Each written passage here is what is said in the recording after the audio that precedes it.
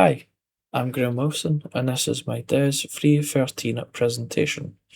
My player experience goal is to create a sense of persistent dread and tension. I will begin with a brief overview of my game before discussing the best practice research and how it informed the game's design, then finally an evaluation of the project. In the game, the player takes on the role of a broken soul, who has been given a chance to escape. However, two main objectives stand in our way. First, the player must explore the maze and collect three keys to unlock the portal leading to freedom. Secondly, they must escape or avoid a monster known as the Watcher. If the player is caught by the Watcher, they are sent back to the beginning of the maze and must attempt to escape again. The key design decisions informed by my best practice research are balancing uncertainty and fairness, adaptive monster AI, encouraging risk taking and player adaptation, and environmental confinement. So, number one is balancing uncertainty and fairness. The maze layout, collectible keys, and the Watcher's AI work together to create uncertainty without making the experience feel unfair. Achieving this balance required extensive playtesting across a range of maze sizes, layouts, and gameplay scenarios. I designed several mazes ranging from small and compact layouts to much larger and more complex ones. After each round of playtesting, I removed weaker designs and gathered feedback from players. Through repeated testing and refinement, I created a maze that was compact enough to prevent players from becoming lost for too long, while still being complex enough that they could not memorize the layout immediately. Playtesting was also essential when balancing the Watcher.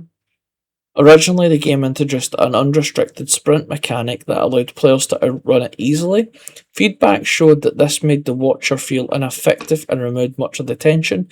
To address this, I introduced a sprint bar. Once the player's stamina is depleted, their movement speed is temporarily reduced, adding an extra layer of decision making and risk to the gameplay. Now on to adaptive monster AI.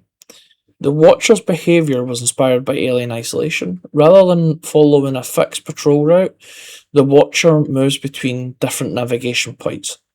This creates unpredictable patrol patterns and prevents players from easily learning where the threat will appear, helping to maintain tension throughout the player experience.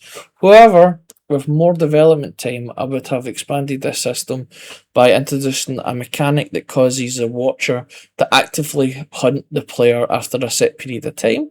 This would create additional pressure, encouraging players to make faster and more deliberate decisions while adding another layer of tension to the gameplay. Moving on to number 3, encouraging risk and player adaptation. Each element of the design encourages players to make decisions under pressure. They must choose whether to hide, explore the maze, or search for the keys required to escape, all while managing the constant threat posed by the Watcher. As players become more familiar with the maze, they can adapt their behaviour and make more informed decisions. However, the Watcher's continued presence and unpredictability prevents the player from ever feeling completely secure, reinforcing the intended atmosphere of persistent dread and tension. And then finally, number 4, environmental confinement. The environment plays an important role in creating tension beyond the main gameplay and making players feel as though they have entered a place they can't escape from. Narrow pathways, limited visibility, and unsettling atmosphere makes the maze feel threatening even when the Watcher is not nearby. This ensures that the player remains cautious and uneasy throughout the experience. Overall, I found that playtesting was essential in shaping the game around my intended player experience. Without the extensive feedback I received, the maze could have lost its sense of tension and dread. The Watcher may have not felt threatening, and collecting the keys could have become frustrating or repetitive. After several rounds of testing, iteration, and refinement, the final project successfully reflected my player experience goal. The walls and surrounding environment created a strong sense of confinement, making players feel trapped with no obvious means of escape. The maze layout also made turning each corner feel dangerous, as players could never be certain whether the Watcher was nearby.